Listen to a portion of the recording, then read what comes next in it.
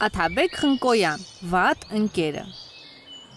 Մի անգամ արյուծ արքան մռնչում էր կողի ցավից, գազանները ամեն կողմից եկան հիվանդ արքային տես, բայց մեջները չկար աղվես,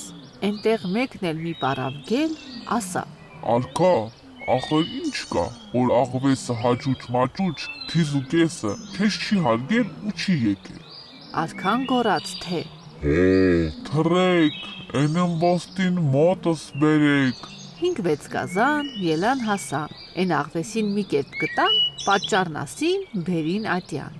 Արքան գոռաց. Ուր ես մեռած։ Ասեմ ձեռած, Աղվեսն ասաց. Տեր վեհափար խնդիրս ար, որ լսեցի դու հիվանդ ես, էլ ինչ ասեմ, ինձ հո գիտես, ինչպես գլխիս կրակ վարած, և պատանս էլ թևիս արած, հայ ես տեղը, հայ են տեղը, վերջը գտա ցավիտ տեղը,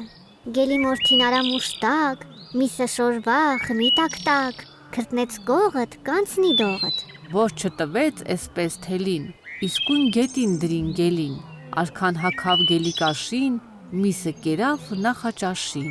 քրտնեց կողը, անցավ դողը, մեջտեղ գնաց զրպարտողը։